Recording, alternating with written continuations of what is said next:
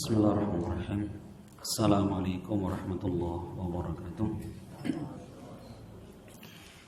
Alhamdulillah, wassalatu wassalam ala rasulillah wa ala alihi wa ashabihi wa man wala. Wa asyhadu an la ilaha illallah wahdahu la syarika lah, wa asyhadu anna Muhammadan abduhu wa rasuluh sallallahu alaihi wa ala alihi wasallam. Ikhwan wal akhwat rahimani wa rahimakumullah. Insyaallah kita akan melanjutkan kajian kita di dalam Kutaib, di dalam risalah Al-Qawaidul Arba', 4 kaidah di dalam masalah tauhid dan syirik. Jadi kita mengenal bagaimana mentauhidkan Allah Subhanahu wa taala dan bagaimana hakikat dari kesyirikan kepada Allah. Mungkin di antara kita sering bertanya, Ustaz, kenapa kok selalu yang kita kaji adalah tauhid? Tauhid lagi, tauhid lagi.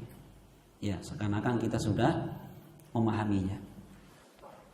Ternyata pertanyaan serupa pernah diajukan kepada Syekh Muhammad bin Abdul Wahab.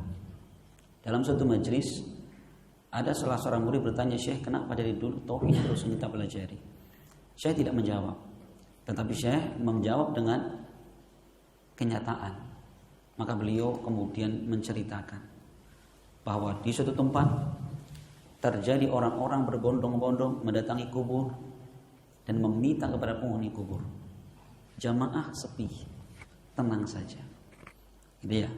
Di lain kesempatan Syekh menceritakan, di suatu tempat telah terjadi perbuatan dosa yang sangat keji, yaitu seorang anak berzina dengan ibunya sendiri. Maka serempak satu masjid, satu majelis pun mengucapkan kalimat-kalimat pengingkaran.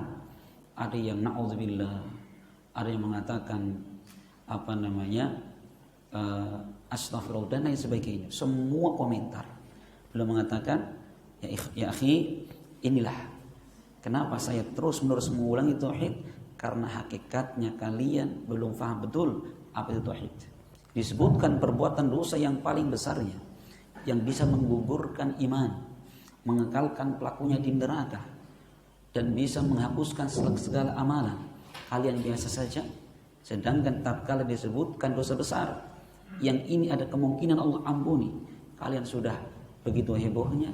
Ini menunjukkan kita kurang paham bagaimana hakikat mentauhidkan Allah Subhanahu wa taala.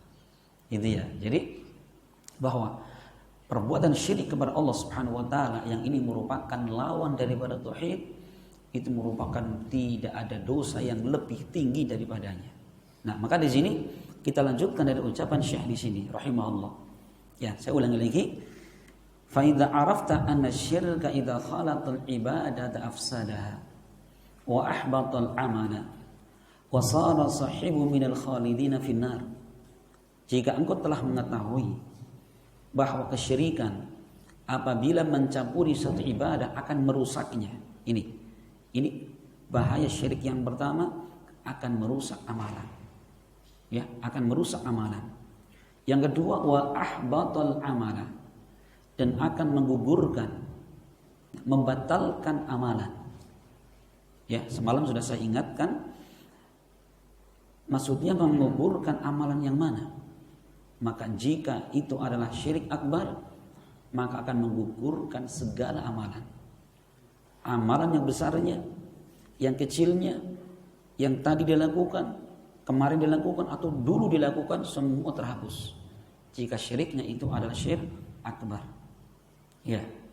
Dan yang ketiga, wasahibuhu minal khalidina finnar, dan pelakunya akan kekal di dalam neraka selama-lamanya.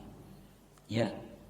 Nah, ini berdasarkan firman Allah Subhanahu wa taala bahwa pelaku dosa syirik ini akan menggugurkan segala amalan. Ya, kita bisa lihat di dalam surat Az-Zumar ayat 65. Surat Az-Zumar ayat 65. Allah berfirman, "Walaqad uhiya ilaika wa ilal ladzina min qablika la in asyrakta la yahbatanna 'amaluk wa la takunanna minal khasirin. Az-Zumar 65. Kata Allah, dan sungguh telah diwahyukan kepada engkau wahai Muhammad dan juga kepada nabi-nabi sebelummu. Apa yang Allah wahyukan? La in asyrakta, sungguh jika engkau berbuat syirik. Perhatikan, jika engkau, khitab yang diajak bicara Allah adalah Rasul. Jika engkau berbuat syirik kepada Allah, la yahbatanna amaluk, sungguh dan pasti akan batal amal-amal kalian. Perhatikan di sini Allah ketika menerangkan batalnya amalan, Allah mendatangkan dengan 3 macam penguat. Penguat yang pertama dengan lam, la yahbatanna, lam taukid, dan ini adalah waqi'ah ba'dal qasam, yang dia terletak setelah sumpah. Mana sumpahnya? Sumpahnya tersembunyi, mahdhuf. Kalau ditakdirkan wallahi, ya, yang pertama dengan lam taukid, yang kedua dengan sumpah yang disembunyikan, dan yang ketiga la yahbatanna, nun taukid lagi. Ya, ini menunjukkan sangat bahwa orang-orang berbuat syirik kepada Allah Subhanahu wa taala akan terhapuskan amalan mereka. La yahbatanna amalu. Sekarang muncul pertanyaan, Ustaz, amalan yang mana? Apakah amalan yang di situ ada syiriknya atau seluruh amalannya? Jawabannya adalah seluruh amalan. Ya, kalau kita lihat kepada lafaz amalu, amal ini adalah dia mufrad. Jamaknya amal, mufrad, dan dia adalah mudhaf, disandarkan dengan dhamir kaf. Amalu, apa faedahnya? Faedahnya adalah umum, seluruh amalan. Ya, akan terhapus, akan Allah hapuskan amalan seluruhnya. Wala takunanna, lagi-lagi Allah mendatangkan dengan taukid dan sungguh dan pasti kalian akan termasuk orang-orang yang merugi. Ini bahaya syirik yang berikutnya, ya, bahwa orang yang melakukan syirik akbar maka dia tidak akan diampuni, akan terhapuskan seluruh amalannya. Nauzubillah. Dan berikutnya wasahibuhu minal khalidina finnar, dan pelakunya ini akan kekal selama-lamanya di dalam neraka. Ya, sebagaimana Allah terangkan di dalam surat Al-Maidah ayat 72. Al-Maidah ayat 72 Allah berfirman, innahu may yusyrik billah faqad harramallahu alaihi al-jannah wa ma'wahun nar wa ma lidh-dhalimin min ansar. Sesungguhnya barang siapa berbuat syirik kepada Allah, ya, sesungguhnya barang siapa berbuat syirik kepada Allah, faqad harramallahu alaihi al-jannah, sungguh Allah haramkan untuknya surga, wa ma'wahun nar, dan tempat tinggal mereka di neraka, dan itu adalah sejelek-jelek tempat kembali. Coba, Allah haramkan surga, ya, bagi siapa? Bagi orang-orang yang menyekutukan Allah Subhanahu wa taala. Bagi seorang mukmin, ya, ketika mendengarkan kalimat dari Allah seperti ini, ya, tentunya kita akan semakin khawatir. Kita semakin semangat untuk mempelajari tauhid dan kita mengenal kesyirikan kepada Allah Subhanahu wa taala. Ini, ya, ini bahaya yang keberapa? Yang ketiga. Bahaya yang keempat, ya, tentang bahaya syirik kepada Allah Subhanahu wa taala, bahwa Allah Subhanahu wa taala tidak akan pernah mengampuni dosa syirik. Artinya, jika orang mati dan dia masih membawa dosa syirik, Allah menjanjikan tidak akan diampuni. Sebagaimana di dalam surat An-Nisa di ayat 48 dan 116. Ini ada 2 tempat dalam surat An-Nisa yang menerangkan tentang tidak akan diampuninya dosa syirik. Artinya orang yang mati dan masih membawa dosa syirik tersebut. Allah berfirman, innahu atau innallaha la yaghfiru ay yushraka bih wa yaghfiru ma duna dzalika liman yasha.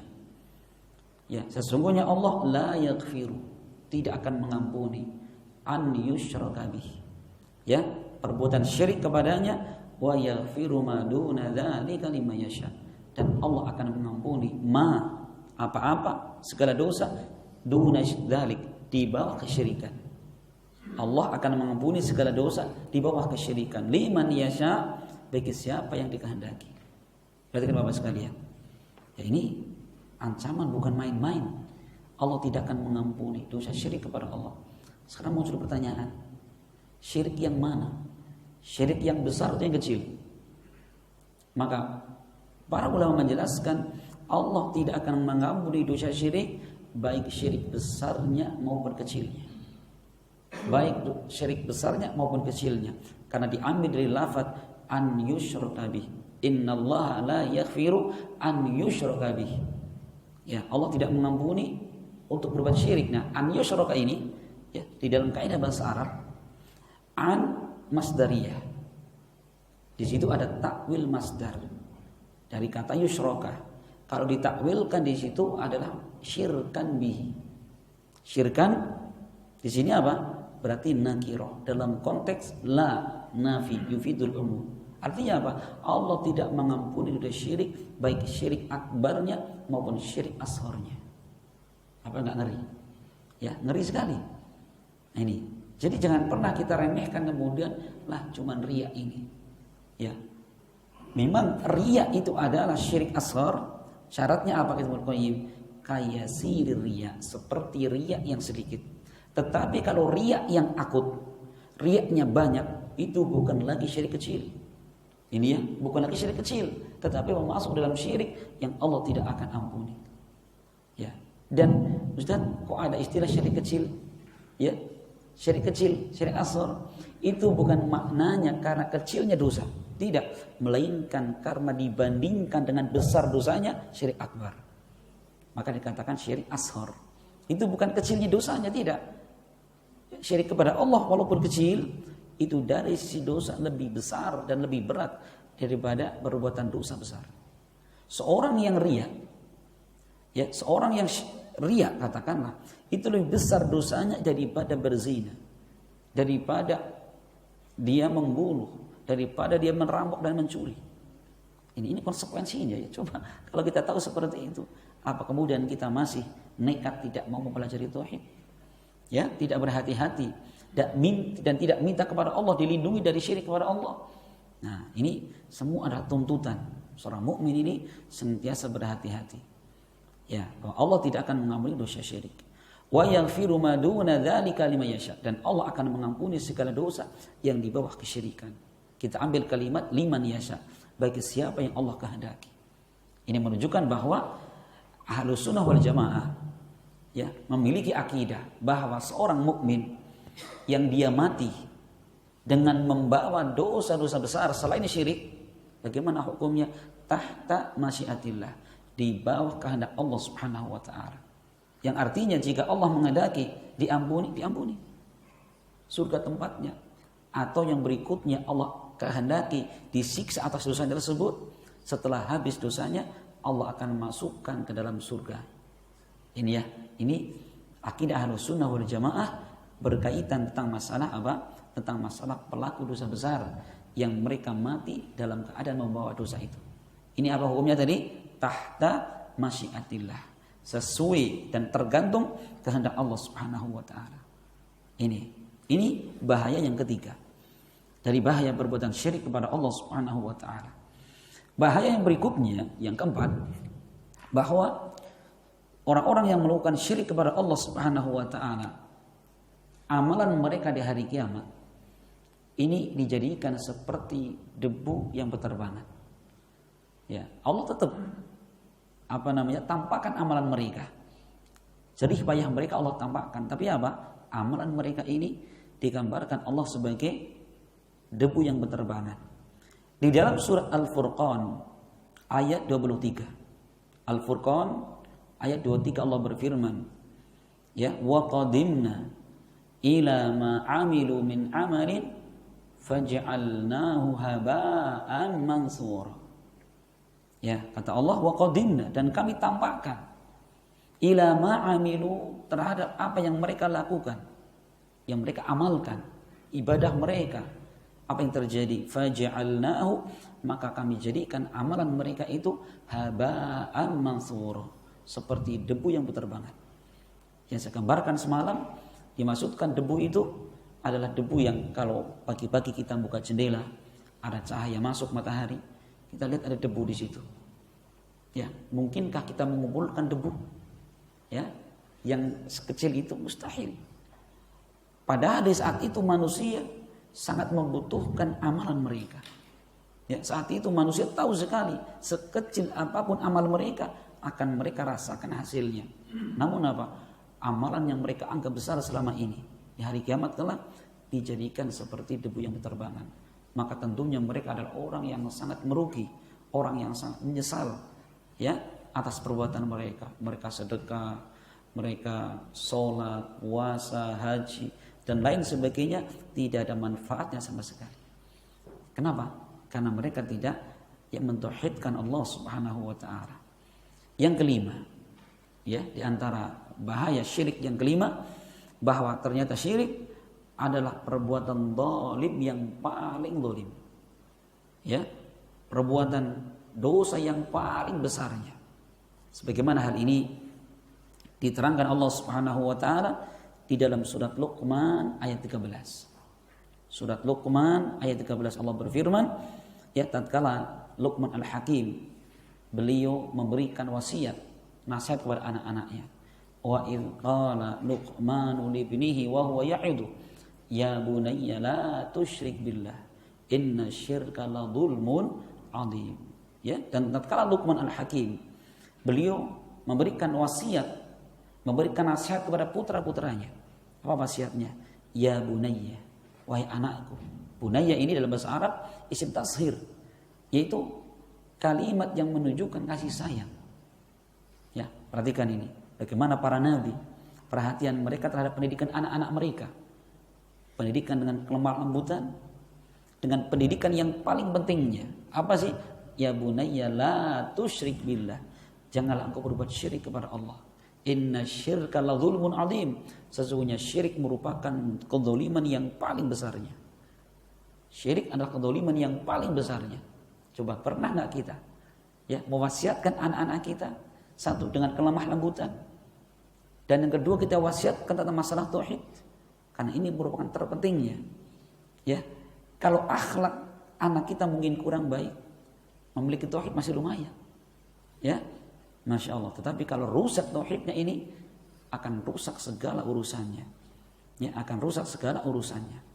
Ini masya Allah, ya. Bagaimana kesungguhan para nabi ketika mereka menasihatkan kepada putra-putri mereka. Bahkan bukan hanya beliau. Allah kisahkan dalam surat Al-Baqarah tentang kisah Nabi Yakub alaihissalam ketika beliau menjelang wafatnya. Allah berfirman, am kuntum syuhada'a id hadara Yaqub al-maut id qala li banihi ma ta'buduna min ba'di qalu na'budu ilahaka wa ilaha Ibrahim ila akhir ayat. Kata Allah, apakah kalian menyaksikan tatkala kematian mendatangi Yakub alaihissalam? Perhatikan, jadi ketika Yakub kondisi nazar menjelang wafatnya, apa yang beliau ucapkan? Idz qala li banihi, ketika beliau berkata kepada putra-putrinya. Apa yang dikatakan? Ma ta'buduna min ba'di, apa yang kalian sembah setelah aku nanti. Qalu, anaknya mengatakan, na'budu ilahaka, kami akan tetap menyembah Rabbmu, sesembahanmu, dan sembahnya Ibrahim, Ismail, dan yang lain sebagainya. Masya Allah, ini perhatian para nabi menjelang wafatnya. Yang diperhatikan adalah bagaimana ketauhidan, ya, sesembahan anak-anak mereka. Coba bagaimana dengan kita? Kebanyakan kita mau mati, itu sawah sana diurus ya untuk kamu, ya, itu perumahan sana untuk kamu, toko sana untuk kamu. Kita disibukkan dengan urusan dunia. Padahal apa? Dunia itu kecil sekali dibandingkan dengan mentauhidkan Allah Subhanahu wa taala. Ya, siapa yang perhatian terhadap tauhid ini? Hanyalah orang-orang yang mengetahui kadar kedudukan tauhid dan ngeri serta bahaya syirik kepada Allah Subhanahu wa taala. Ini ya, kita enggak tergambar terkadang, nanti kalau kita mati, anak saya nomor 1 dikasih ini, bis yang ini, usaha 100, anak 2 yang 200. Ya, kita enggak terpikir bagaimana akidah mereka. Padahal ini merupakan lebih penting daripada dunia mereka. Ya, tatkala kita meninggalkan anak-anak dalam keadaan mereka miskin papa misalkan. Kenapa? Karena memang kita nggak punya. Itu lebih ringan keadaannya daripada kita tinggalkan mereka dalam keadaan miskin tauhid, miskin ilmu agama. Makanya perlu kita perbaiki ya cara pandang hidup kita ini. Mendidik anak harus kita luruskan. Ya tidak ada tujuan kita mendidik anak melainkan agar mereka menjadi anak-anak saleh, mentauhidkan Allah Subhanahu wa taala, memiliki pemahaman agama yang baik. Ya, dan segala perkara yang berkaitan tentang kemaslahatan dunia dan akhirat mereka. Masya Allah. Ya, ini bagaimana kesungguhan para nabi. Nabi Ibrahim alaihissalam, ya, tatkala beliau ya menginjakkan kakinya di kota Mekah yang saat itu belum berbentuk Mekah. Apa doa yang beliau sampaikan kepada Allah? Rabbi ij'al hadza baladan amina wajnubni wa baniya an na'budal asnam. Ini doanya Ibrahim. Beliau mengatakan, Rabbi, ya Allah, jadikanlah negeri Mekah ini negeri yang aman. Satu permintaan beliau. Wajnubni wa baniya, dan jauhkan aku dan anak keturunanku dari menyembah kepada berhala. Coba, beliau meminta kepada Allah untuk dirinya agar dijauhkan dari menyembah berhala dan juga untuk anak-anaknya. Beliau Masya Allah bukan hanya sekedar dirinya, melainkan beliau minta kepada Allah agar anak-anaknya Allah jauhkan, Allah selamatkan ya dari menyembah kepada berhala. Itu kesyirikan kepada Allah Subhanahu wa taala. Gitu ya, ini perlu kita baca doa seperti ini. Ya, agar Allah jadikan negeri Indonesia ini negeri yang aman, ya, negeri yang damai. Yang Allah jadikan kita, anak-anak kita menjadi orang-orang yang jauh dari perbuatan syirik kepada Allah Subhanahu wa taala. Iya. Itu yang kelima. Sekarang bahaya syirik yang keenam. Bahaya syirik yang keenam, syirik merupakan sebab hilangnya keamanan. Ya, hilangnya keamanan. Di dalam Al-Qur'an terdapat dalam surat Al-An'am ayat 82. Al-An'am ayat 82 Allah berfirman, alladzina amanu wa lam yalbasu imanahu bidzulmin ulaika lahumul amnu wa hum muhtadun. Orang-orang yang beriman dan mereka tidak mencampur adukan iman mereka dengan bidzulmi dan kezaliman. Perhatikan ya, orang-orang beriman dan mereka tidak mencampur adukan iman mereka dengan kezaliman, maka mereka adalah orang-orang yang mendapatkan keamanan dan mendapatkan hidayah. Sekarang apa zalim di sini? Maka Abdullah ibn Mas'ud, beliau ketika mendengarkan Allah menurunkan ayat ini, beliau mengatakan, falamma nazalat hadhil ayah syaqqa alaihim sahabah. Tatkala ayat ini Allah turunkan, para sahabat merasa berat dan mengatakan, ya Rasulullah, ayyuna lam yadlim nafsah. Ya Rasulullah, mana ada orang yang tidak berbuat zalim kepada diri mereka sendiri, tidak pernah berbuat dosa. Maka Rasul mengatakan, ala tasma'u qawla Luqman, apakah kalian tidak mendengarkan ucapan Luqman tatkala beliau mengatakan, inna syirka la dzulmun adzim. Syirik adalah kedzaliman yang sangat besar. Makna zalim di sini adalah kedzaliman, adalah apa? Syirik kepada Allah.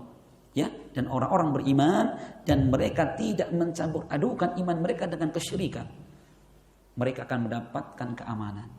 Perhatikan ya, jadi keamanan itu, keamanan di keluarga, masyarakat, di bangsa, di negara, itu merupakan buah daripada mentauhidkan Allah Subhanahu wa taala. Ayat ini ya, perhatikan ya. Ini jadi para penegak keamanan harusnya faham masalah seperti ini. Ya, bahwa keamanan itu merupakan hadiah dari Allah Subhanahu wa taala. Karena apa? Karena penduduk negeri tersebut mereka memiliki iman, ya, mentauhidkan Allah Subhanahu wa taala dan menjauhi syirik kepadanya. Ini merupakan cikal bakal keamanan. Ya, cikal bakal keamanan. Jangan kemudian kita menyadarkan berkekuatan kita. Kita banyak tentara, banyak polisi misalkan, mesti aman, tidak. Ya. Dan kita rasakan Bapak sekalian, coba negeri di atas dunia ini, mana negeri yang menegakkan tauhid? Kita tidak memberikan tazkiyah ya kepada satu negeri pun. Cuman kita melihat dengan mata kepala. Katakanlah negeri Saudi. Kita lihat ya, mana negeri yang paling banyak menegakkan tauhid di dalam kehidupan mereka. Ya, bahkan disebutkan di negeri Saudi ya, ketika ada seorang dukun dan diketahui mempraktekkan perdukunan, ini ada polisi khusus, hay'ah ya amar ma'ruf nahi mungkar. Ini polisi Tugasnya apa? Mencari orang model kayak gini.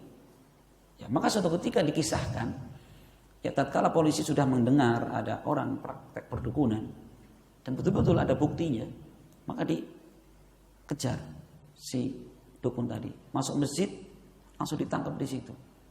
Begitu dibawa kantor polisi, ya dukunnya kaget. Pak polisi, saya kok heran sama kalian. Kenapa heran? Kok kalian bisa nangkap saya? Padahal saya ini memiliki ribuan khodam. Itu khodam? Khodam itu adalah pembantu dari kalangan jin. Jadi kapan saya itu terancam, khodam saya langsung akan apa? Membela saya. Mungkin langsung mabur, gitu ya. Tiba-tiba kok hilang. Nah itu kenapa tuh jin? Nah, maka kata polisi mengatakan mungkin syarat Anda belum lengkap. Ya tahu kan, dukun mereka bisa sakti seperti itu karena punya perjanjian dengan jin. Dan tidaklah ya semakin kuat para dukun mempraktekkan perdukunan melainkan ketika mereka semakin kafir kepada Allah Subhanahu wa taala. Itu sudah kemestian. Kalau betul-betul dukun, gitu ya. Nah, kalau sekarang dukun-dukunan yang penting asbun, asal bunyi, asmuni, asal muni, nah itu dukun-dukunan. Kalau dukun asli itu mereka punya kerjasama dengan siapa? Dengan jin. Nah, ternyata apa kata dukun tadi? Tidak. Kenapa saya punya perjanjian dengan jin bahwa setiap keluarga saya ini mereka haid, saya ambil darahnya, kemudian saya tuliskan Al-Quran dengan darah haid. Tuh, kafir bukan kafir, itu menghinakan Al-Quran. Bahkan antum pernah dengar enggak?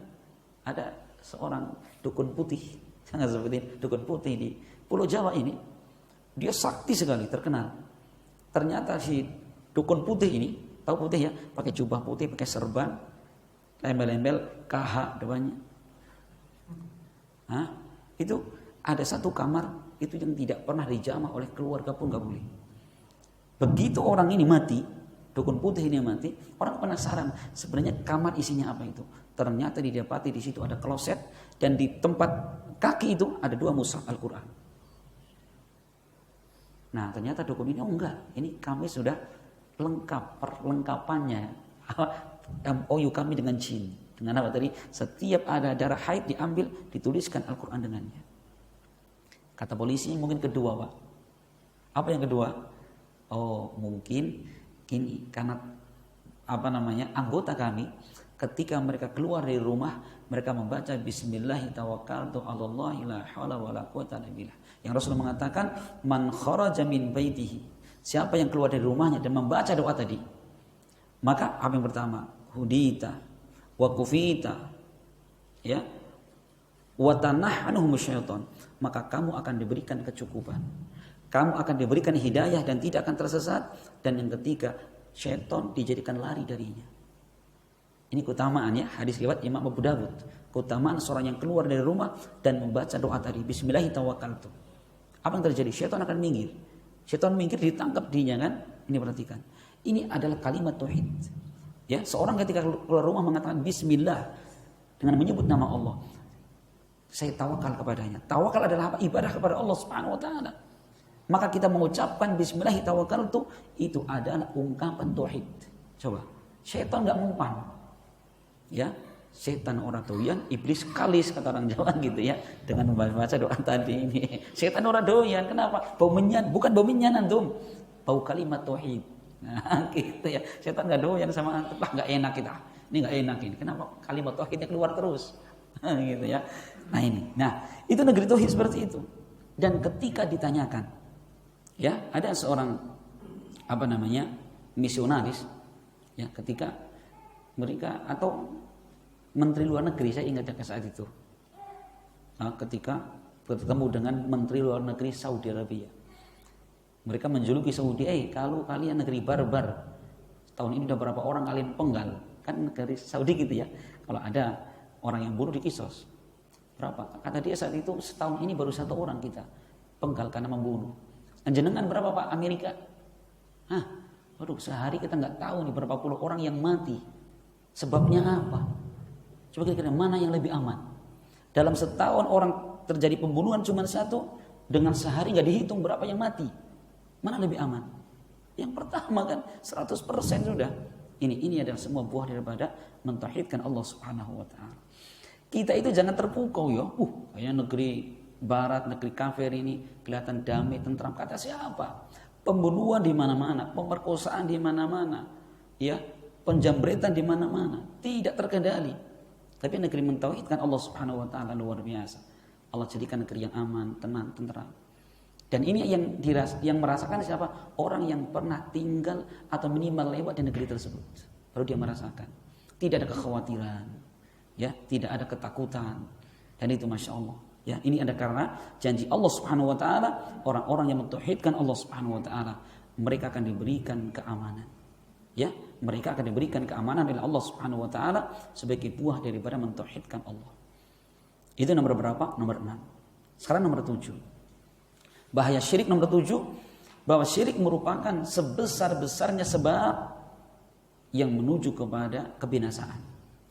Syirik merupakan sebab terbesar yang akan mengantarkan orang kepada kebinasaan.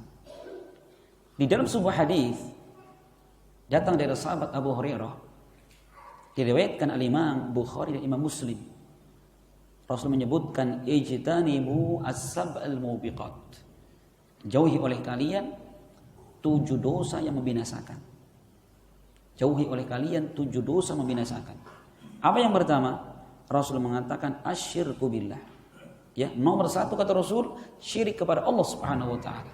Ini adalah ranking pertama dari urutan dosa yang paling bisa membinasakan. Syirik kepada Allah. Maka perhatikan, maka syaitan mereka paling tidak ridha ketika melihat ahlu tauhid, dakwah tauhid berkembang, gak pernah ridha. Sampai Rasul pernah mengatakan, inna syaitana qad ya'isa an yu'bada fi jaziratil Arab, walakin bitahrishi bainahum. Sesungguhnya syaitan mereka sudah angkat tangan, ya, sudah berputus asa untuk disembah di jazirah Arab. Sudah angkat tangan. Bagaimana caranya? Syaitan tidak berhenti. Walakin bitahrishi bainahum, akan tetapi dengan memecah belah barisan mereka. Ini karena syaitan tahu ini. Ini kalau ahli tauhid bersatu, dakwahnya maju, kita nggak ada tempat ini. Gimana caranya syaitan ini untuk bikin tahrish di antara mereka? Maka jangan sampai kemudian kita ya terjebak oleh syaitan dengan cara seperti itu. Tauhid kita kuat, syirik kita paham, dari belakang kitik. Syaitan ini bawanya apa? Perpecahan, permusuhan, tidak kenyamanan. Sehingga apa? Taklim pun orang enak. Mending nang omah, nonton TV. Lama-lama orang ngaji. Lama-lama mancing, dolanan manuk. Tauhid dikalahkan sama manuk. Paling apa sih manuk? Kukderu gitu. Antum, saya kadang-kadang mikir ya. Coba ini perhatikan antum yang para suka manuk gitu. Ya sih nggak apa-apa suka manuk, tapi coba gini bagi-bagi. Kuk gitu. Masya Allah. Coba kalau baca Al-Quran pahalanya luar biasa. Kok dengerin manuk kuk gitu. Kalau manuknya subhanallah mungkin kuk cek terus itu. Nah ya Masya Allah. Ini sebenarnya gak ada masalah, itu mubah-mubah saja. Selama antum merawat burung itu ya gak ada masalah. Cuman kalau kemudian manuk bikin orang meninggalkan tauhid, lah itu ya itu yang paling membahayakan. Cuman manuk, cuman jangkrik, cuman mancing. Ikan apa sih paling kecil? Bokol kan? Kalau tempat saya bokol, ikan segini nggak pernah gede itu, sejempol pun nggak ini. Bisa orang berhari-hari memperjuangkan bokol tadi ya, dan mempertaruhkan tauhid yang ada dalam dirinya. Itu Masya Allah itu. Kadang-kadang itu hari Ahad jamnya taklim kemana Mas? Udah gatel seorang ikan apa namanya itu? Walesan. Masya Allah ya, ini tauhidnya kalah sama ikan cupang. Nah, Masya Allah itu. Berarti imannya model cap cupang nanti itu. Masya Allah, iman itu macam-macam ya. Imannya sahabat. Sekarang model imannya manuk karo cupang sekarang itu. Nah ini Masya Allah. Ini padahal apa? Syirik kepada Allah adalah apa? Dosa yang paling membinasakan.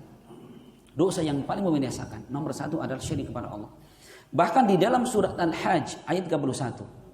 Ini penting kita perhatikan. Al-Hajj ayat 31 Allah berfirman, "Wa may yusyrik billah faka'annama kharra minas sama fatakhtafuhu at-tayru aw tahwi bihi ar-rihu fi makanin sahiq."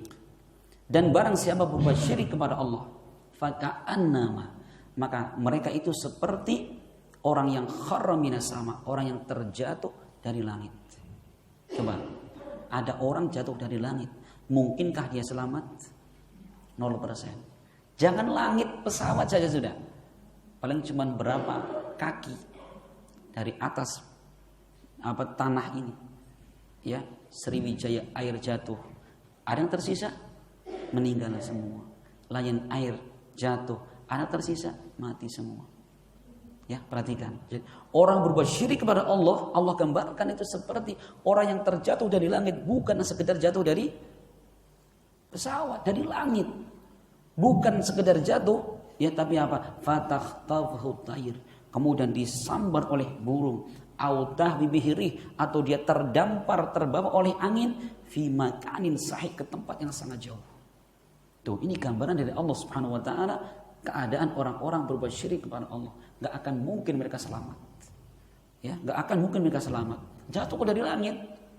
Coba antum yang pernah merasakan naik pesawat. Kalau dulu pesawat ada terjadi trouble, ada masalah. Masya Allah, awan tebal misalkan ya. Di situ pramugari mundar mandir. Masya Allah ya, bagaimana keadaannya? Ya, orang nangis semua. Pernah ngalami kan? Naik pesawat gitu. Dari ketinggian seperti itu, Masya Allah, orang nggak pernah zikir pun zikir saat itu. Alhamdulillah, mungkin harus seperti itu apa ya? Dijatuhkan dari langit dulu, zikir. Nah, gitu ya. Masya Allah. Ini baru pesawat, Masya Allah ya. Bagaimana ketika Allah mengatakan bahwa orang musyrik itu, orang syirik kepada Allah ini digambarkan seperti orang yang terjatuh dari langit. Apakah kita masih merasa aman dari bahaya perbuatan syirik kepada Allah? Tentunya tidak akan pernah. Kita berpindah nomor 8. Ya. Nomor 8 dari bahaya syirik kepada Allah Subhanahu wa taala, bahwa Allah menamakan syirik itu dengan perbuatan yang najis. Perbuatan yang kotor. Ya. Perbuatan yang najis. Allah sebutkan di dalam surat An-Nahl ayat ke-100. Surat An-Nahl ayat 100 Allah berfirman, tentang dalam surat yang lainnya Allah mengatakan innal musyrikina najis. Sesungguhnya orang-orang musyrik dia adalah najis, bukan Nahl ya. Saya lupa suratnya. Sesungguhnya orang-orang musyrik mereka najis. Maksudnya najis apa? Najis maknawi. Ya, saking kotornya, saking jijiknya perbuatan mereka menyekutukan Allah Subhanahu wa taala, itu paling jijik. Bukan maknanya najis hissi, najis badan, tidak. Apa buktinya kalau orang-orang musyrik itu secara fisik tidak najis? Adalah kisah tatkala dalam suatu peperangan kaum muslimin berhasil ya menawan Sumamah bin Utsal. Ini adalah tokoh orang musyrik. Kemudian oleh Nabi, Sumamah ini diikat di salah satu tiang masjid. Dalam masjid diikat tangannya. Maka setiap pagi hari Rasul ke masjid, Sumamah ditanya, "Gimana kabarmu Sumamah?" Kata Sumamah, "Ya, kabarku seperti yang engkau lihat. Kalau kamu bunuh saya itu hak Anda. Kalau engkau lepaskan saya, maka Anda akan mendapati bahwa orang di depanmu ini adalah orang yang paling pandai berterima kasih dan bersyukur kepada Anda." Tinggalkan. Besok hari lagi sama Rasul bertanya, "Gimana keadaanmu ya Sumamah?" Jawabannya sama. Di suatu hari tiba-tiba Rasul mengatakan kepada sahabat, "Lepaskanlah Sumamah bin Utsal." Dilepaskan. Begitu lepas, dia keluar dari masjid, ternyata dia mandi. Begitu mandi masuk masjid lagi mengucapkan syahadat. Perhatikan, di mana diikatnya itu? Di masjid. Kalaulah Sumamah itu seorang musyrik yang dia najis secara hissi badannya, tidak akan mungkin Nabi memasukkan barang najis ke masjid. Ini juga menunjukkan tentang batilnya ya pemahaman sebagian orang mengaku muslim, siapa bukan kelompoknya tidak baiat pada jamaahnya kafir. Kalau masuk masjid dipel. Ini luar biasa kebodohan dari sisi akidah, penyimpangan tauhid dan penyimpangan dari sisi fikih. Di alam dunia tidak ada satupun mazhab punya pemahaman seperti itu kecuali apa? Pemahamannya nyeleneh ini. Datang ke masjidnya dipel, datang ke rumahnya dipel.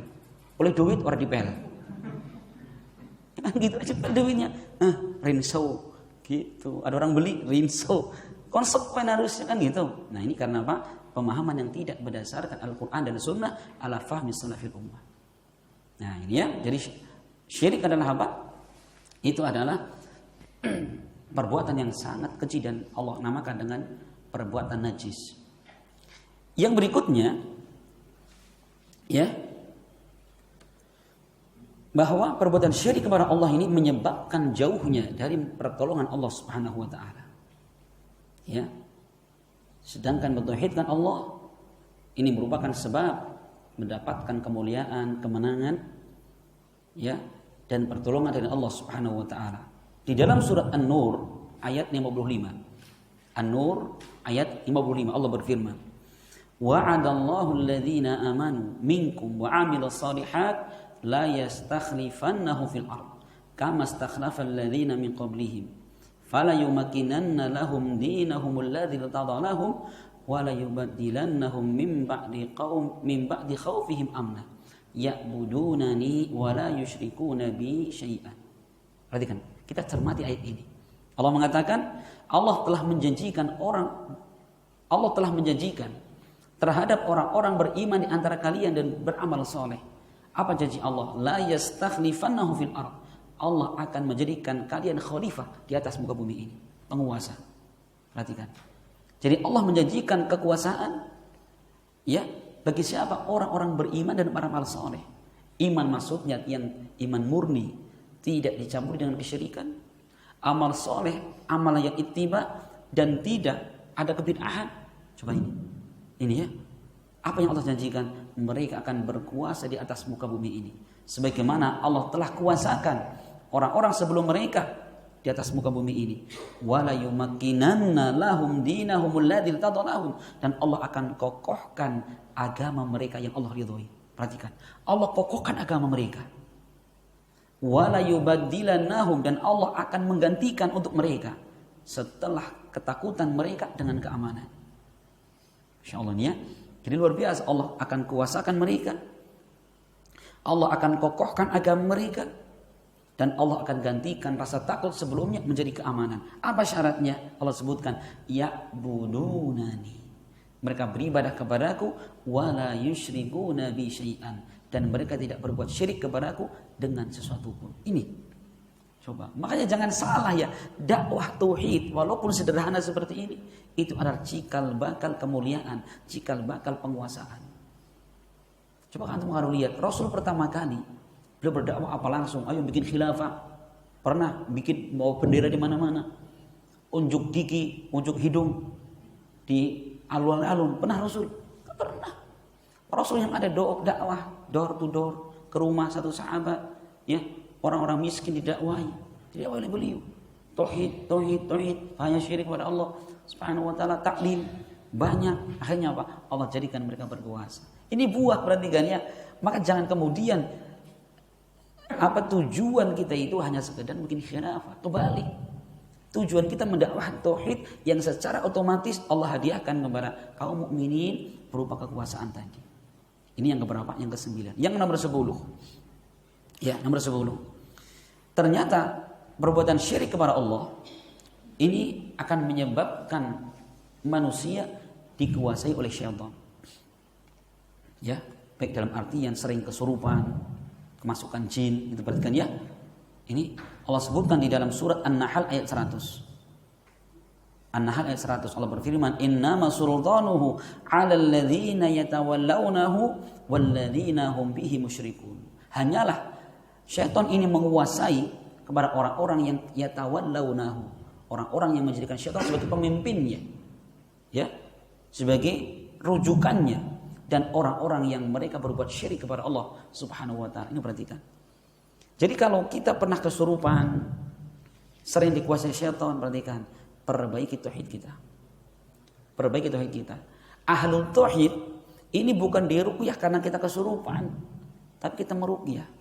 Bahkan kalau kita melihat ya, Umar bin Khattab radhiyallahu anhu, imamnya ahlu tauhid. Beliau dikisahkan ketika lewat dalam satu jalan, setan mau lewat, minggir setannya. Kok bisa-bisanya ganggu, mikang kupingnya, merasuk dalam dirinya, mustahil. Ya lewat saja kalau satu jalan dengan Umar pergi. Dikisahkan Imam Ahmad bin Hanbal, beliau ketika sedang mengajarkan hadis seperti ini, tiba-tiba ada orang, "Imam Ahmad tolong ini, keluarga saya kesurupan." Aduh mohon maaf saya lagi sibuk sekali ngajar. Kata Imam Ahmad, itu sendal saya dibawa ke sana. Sendal kayu, pakia dibawa ke rumahnya, setan kabur. Kita ngerukyah berhari-hari gak sembuh-sembuh ya. Nah kita juga perbaiki itu. Masya Allah ini. Jadi setan hanya akan menguasai bagi orang-orang yang menjadikannya pemimpin dan orang-orang yang syirik kepada Allah Subhanahu wa taala. Maka kalau kata ahli ruqyah, sebenarnya mengusir jin itu gampang kata mereka. Itu seperti ada bangkai, ini misalkan bangkai, ada lalat, diusir pergi kan? Pergi. Begitu peruqyahnya pergi, setan datang lagi. Usir lalat, kita pergi, datang lagi. Terus gimana caranya? Buang ini bangkainya, kubur jauh-jauh, ya kan? Dikubur, datang ke situ, tenek wis entong bangkai ini. Setan gitu, tenek nggak ada tempat bagi saya. Lah itu, ini yang paling penting bagaimana menyingkirkan bangkai ini. Bangkai dalam hati seorang mukmin adalah perbuatan syirik kepada Allah Subhanahu wa taala. Tauhid kuatkan insyaallah itu. Para peruqyah istirahat. Gitu ya. Nah ini ternyata Masya Allah bahwa kekuasaan syaitan itu dikarenakan mereka syirik kepada Allah Subhanahu wa taala. Kemudian yang nomor 11. Ya, ternyata perbuatan syirik kepada Allah Subhanahu wa taala itu akan menyebabkan datangnya berbagai macam musibah. Ya, musibah, banjir, tanah longsor, gunung meletus. Masya Allah, ya Allah berfirman di dalam surat Maryam ayat 88. Surat Maryam ayat 88 Allah berfirman, wa qalu ittakhadar rahman walada laqad ji'tum syai'an idda takadu samawati yatafattarna minhu wa tanshaqqul ardu wa takhirrul jibalu hadda anda aulir rahmani walada. Dan mereka yang orang musyrik mengatakan Allah punya anak. Siapa yang mengatakan? Yahudi mengatakan Uzair putra Allah. Ya, Nasara mengatakan Isa putra Allah. Insyaallah. Ya. Jadi mereka mengatakan Allah punya anak. Maka Allah menjawab, laqad ji'tum syai'an idda. Sungguh kalian telah datang dengan membawa perkara yang sangat kecil. Maaf, yang sangat kecil. Yang sangat mungkar. Ini kata Allah. Ucapan seperti sangat mungkar. Ya, maka jangan kemudian ada kemungkaran di depan mata kita ikut andil. Ada orang merayakan lahirnya Tuhan, kata mereka. Coba kita datang ke situ, ya, kemudian kita mengucapkan selamat, kamu punya Tuhan. Coba ucapan selamat menunjukkan apa? Pembenaran. Ini berarti bukan kecil, diperhatikan untuk masalah tauhid. Masalah tauhid ini membenarkan kesyirikan, membenarkan kalimat yang sangat mungkar. Bagaimana terjadi? Masuk dalam mereka. Ya, na'udzubillah. Allah mengatakan dan mereka mengatakan Allah punya anak. Maka Allah katakan laqad ji'tum syai'an idda. Sungguh kalian telah datang dengan membawa perkara yang sangat mungkar. Apa yang terjadi? Ternyata ucapan seperti ini mengundang reaksi langit, gunung dan bumi. Allah katakan takadu samawatu yatafattarna minhu. Hampir-hampir langit itu mau runtuh. Wa tansyaqul ardu, bumi hampir terbelah. Wa takhirrul jibalu hadda, dan hampir-hampir gunung akan hancur peluru lantak. Anda aulir rahmani walada, tatkala mereka menuduh Allah punya anak. Coba ya, sekarang bumi baru goncang udah ketakutan, ratusan orang meninggal, ya, ribuan rumah ambruk, gedung yang menjulang tinggi ke langit ambruk semua. Itu baru gerakan kecil. Baru Allah belahkan bumi tadi, ya, gunung baru Allah keluarkan asap panasnya, lahar sedikit. Bagaimana seandainya setiap gunung marah dikarenakan perbuatan manusia ini. Dan sekarang orang muslim malah selamat, Pak. Ya, Allah punya anak. Astagfirullahaladzim. Ya, jangan kita ingkari harusnya seperti itu. Ya, kita ingkari perbuatan seperti itu, bukan malah kita ikut andil. Ya, na'udzubillah. Nas'alullah salamah wal afiyah. Jadi itu teman sekalian. Jadi ketika penulis kitab menjelaskan kepada kita tentang ngerinya syirik, belum mengatakan maka setelah kalian mengetahui dosa syirik seperti itu, arafta anna ahamma ma'alaika ma'rifatu dzalik, maka engkau mengetahui perkara yang terpenting dari perkara itu adalah mengetahui apa itu syirik dan apa itu tauhid. La'allallaha, ya, semoga Allah ayyukhallisaka, menyelamatkan engkau dari jerat ini, yaitu perbuatan syirik kepada Allah Subhanahu wa taala. Ya Allah mengatakan innallaha la yaghfiru an yushraka bih wa yaghfiru ma duna dzalika liman yasha. Bagaimana caranya? Bagaimana caranya kita bisa selamat dari kesyirikan? Belum mengatakan wa dzalika bi ma'rifati arba'i qawaidah dzakaraha Allah taala fi kitabih, yaitu dengan kita mengenal, mengetahui 4 kaidah yang Allah telah menyebutkannya di dalam Al-Qur'an. Ini. Jadi dengan kita mengetahui 4 kaidah ini merupakan sebab terbesar kita bisa terselamatkan dari bahaya syirik kepada Allah Subhanahu wa taala. Apa kaidahnya? Insyaallah kita akan jelaskan di pertemuan yang akan datang. Insyaallah biidznillah ya. Cuma 4 tapi Masya Allah. Ini 4 kalau kita renungkan luar biasa. Apa kaidahnya? 1, 2, 3, 4 insyaallah kita jelaskan di waktu yang lain. Sebelum saya tutup ada yang disampaikan? Ada nggih? Alhamdulillah. Mungkin kita cukup sampai di sini. Saya mohon maaf atas segala kekurangan dan saya ucapkan jazakumullah khairan atas segala perhatian. Subhanakallahumma bihamdik asyhadu an la ilaha illa anta astaghfiruka wa atubu ilaik. Assalamualaikum warahmatullahi wabarakatuh.